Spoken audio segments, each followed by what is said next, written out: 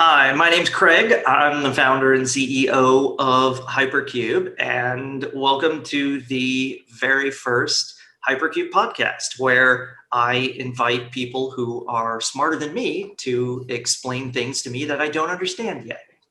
So on this episode, we've got John and Miguel from BreachBits, and I'll let them introduce themselves. So, John, tell me about BreachBits, what it does, and a quick intro about yourself. Yeah, great. Thanks, Craig. Thanks for having us on. So I'm John Lundgren. I'm the co-founder and CEO of BreachBits.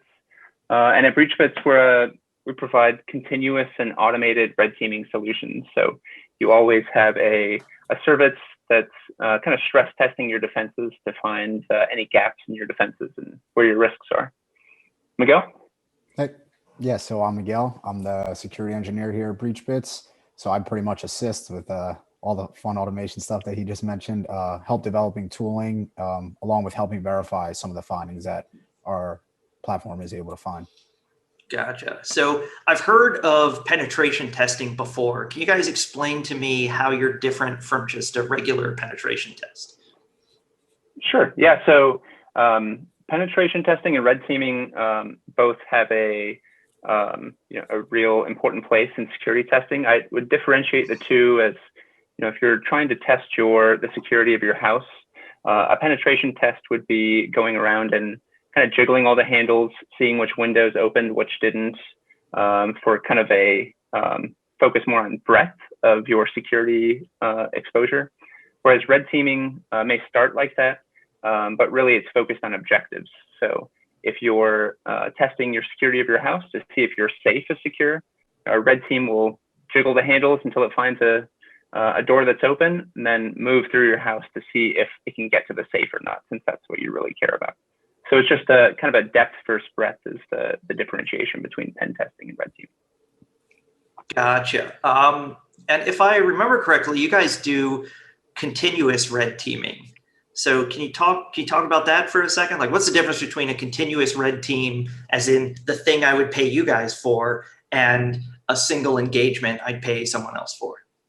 Sure. Yeah. So right now, most red team engagements are done with human testers, and they provide a great service. So for a couple of weeks, a team will come in and really put your security to the test to see if the things that you're most worried about, if your security controls would be able to stop them from achieving those objectives. That's great, a great test of your security, but unfortunately, we live in a time where our IT infrastructures are constantly changing and evolving. So that 2-week assessments, if you have it done in May, your environment may look very different by the time June or July come around. And so the return on investment for that test kind of dwindles over time.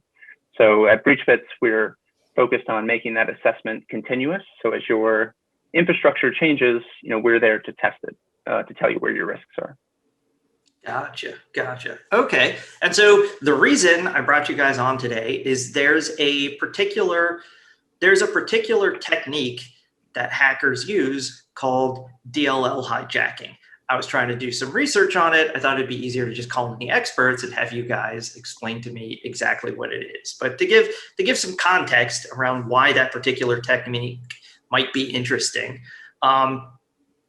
what are the actual phases of an attack?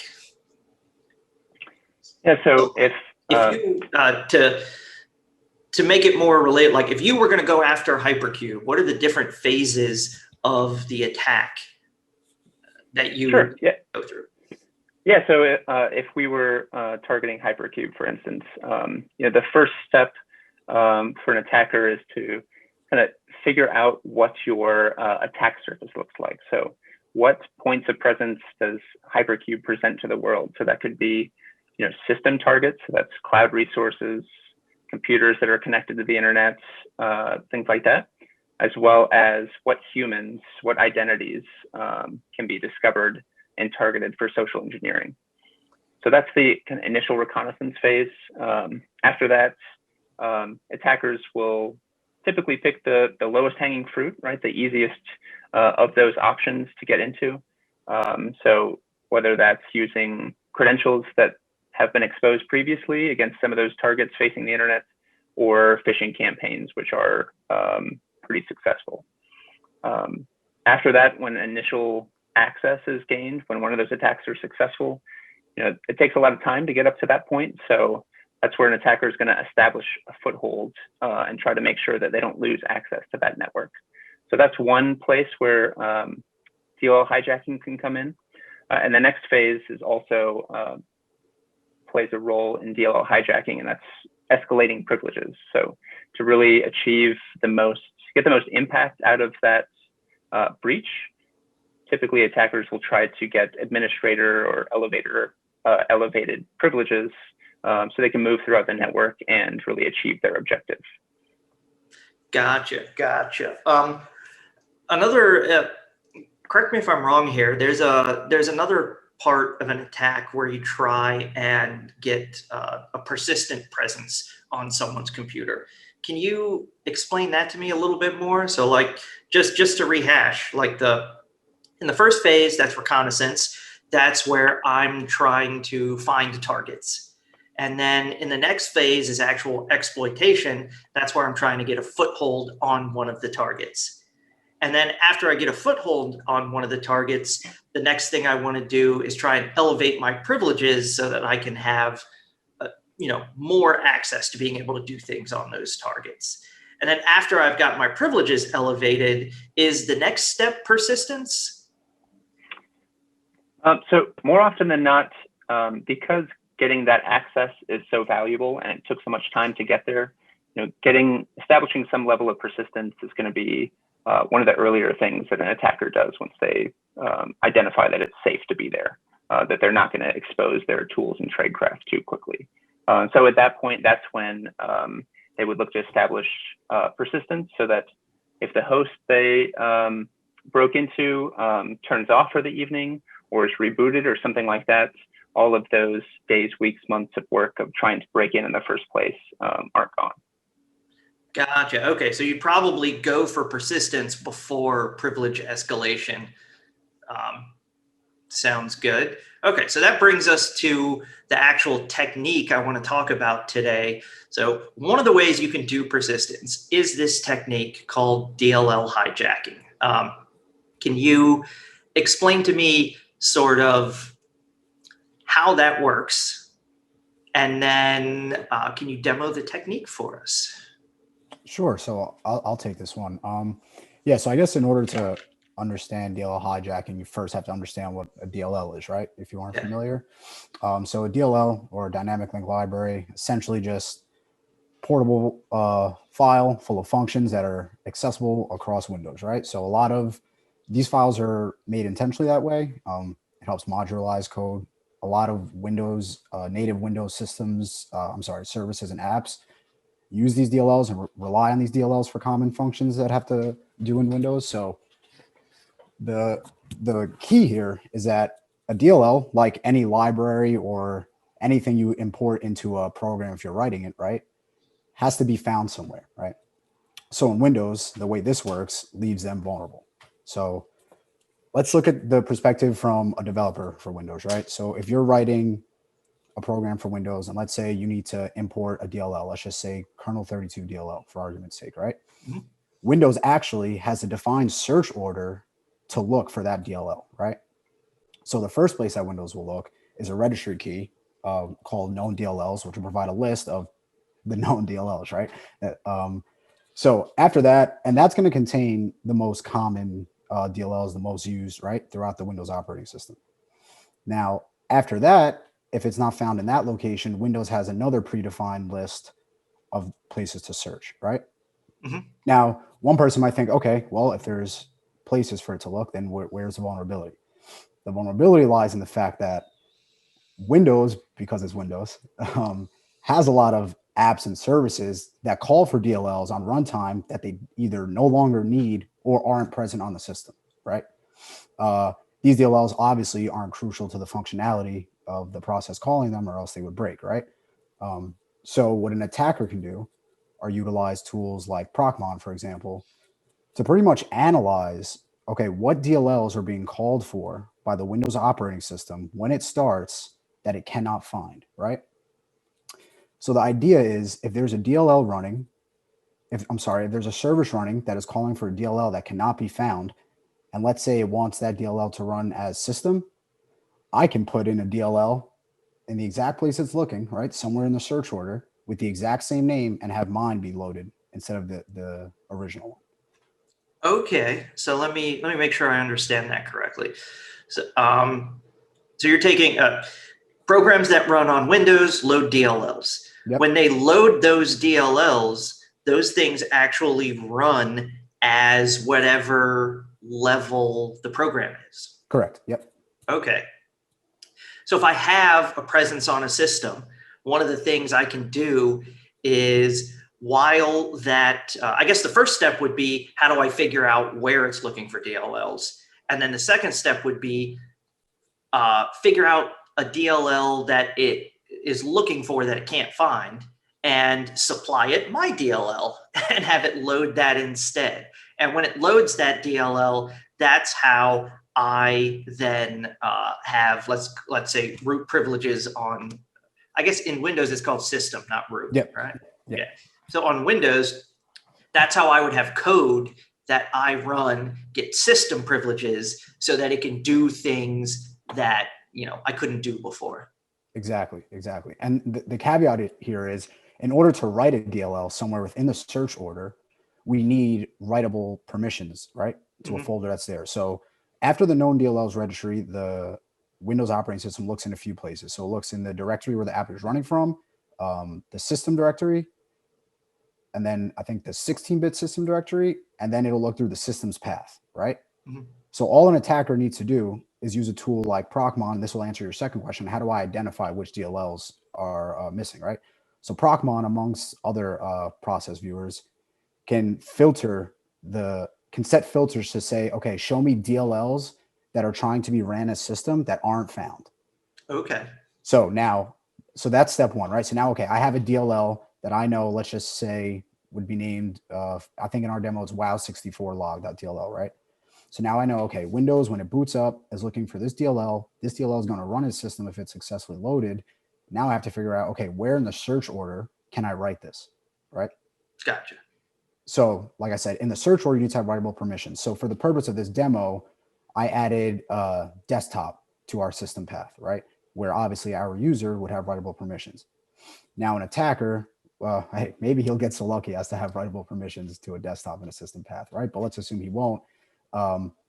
The attacker would have to look for a directory somewhere in the path where he has writable permissions to place this newly legitimate DLL, right? Gotcha. Okay, sounds good. Do you have the attack queued up? Can we see? Sure. Let's take a look and see what this looks like in action for us. Okay, so here we'll see this is the Windows. This is the DLL that I identified as vulnerable, right? So as I mentioned, in the search order, you need a writable directory. So I had added part of the search order is the system path. For the purpose of this demo, I added desktop to the system path. So we have every phase of the vulnerability covered here. We have a DLL that runs a system that can't be found. Now it's looking in the search order, where I added desktop, and we have writable permissions to a folder in the search order, right? Yep. So now what are we expecting here?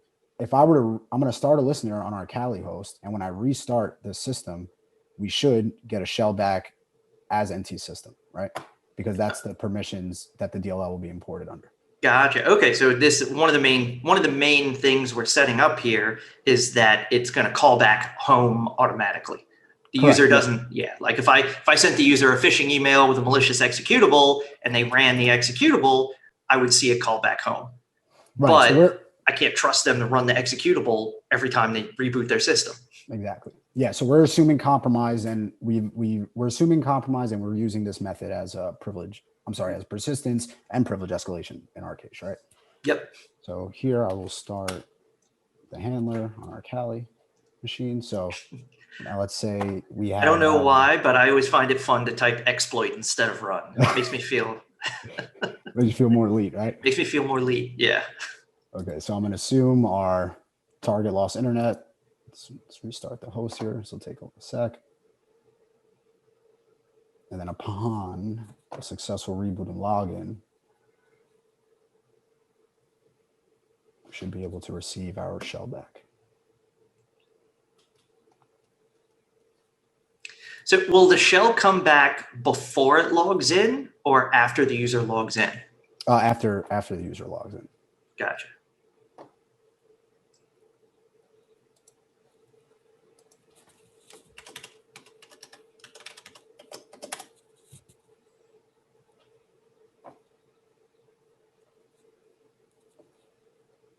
So here, nothing going on here.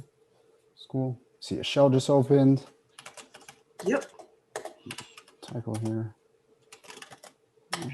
And you see we have system privileges. Fantastic. All right. So I have a couple questions around that. Okay. One,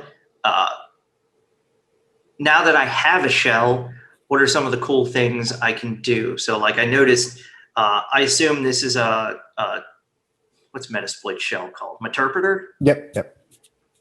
All right. Can you snap a screenshot? Sure. I think, what is it? Is it just screen? I think it's screen capture. Oh, I have to get out of here.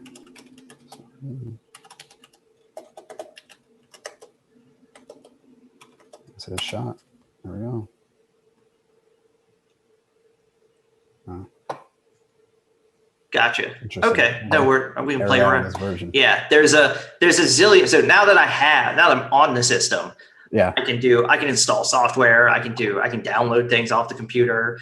I have in some set. I don't know what they say now. Back when I was doing things related to this, we say we successfully popped the box. Yep. No. We're still saying the same stuff. Yep. Okay. And since I've successfully popped the box, I can now do whatever I want on that particular machine. Correct. All right. Very cool. Very cool. All right. So next question is, what can I do to detect this technique? Like, is there anything that I can just set up on vanilla Windows in order to detect this going on? Yeah, sure. So this is a tougher technique to detect or stop, right? Because as is most techniques that utilize like native Windows functionalities, like importing DLLs or creating DLLs, what you can do is just monitor to the best of your ability. So like I mentioned, the key here, you can have hundreds of DLLs running a system that can't be found, but if I don't have write permissions anywhere in the search order, it's useless, right? So some key things to monitor here, low-level users with writable access anywhere, adding things like a SACL, System Access Control List.